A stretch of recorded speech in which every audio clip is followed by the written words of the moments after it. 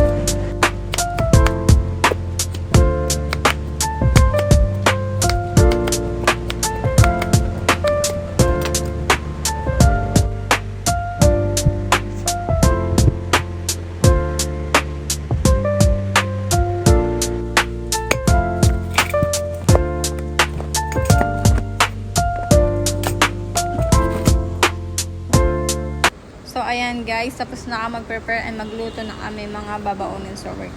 So ayan, si Jay, ginising ko na nga pala siya para makapag-shower na rin siya and then para hindi na rin kayo malit sa work. So ayun lang naman guys ang aming vlog for today. Keep watching guys sa mga nanonood sa amin sa vlog namin. Maraming salamat po. So ayun lang, dito na namin tatapusin ang aming vlog. Please like, share, and subscribe to our YouTube channel guys. So thank you so much po sa mga nanonood sa amin. Bye-bye!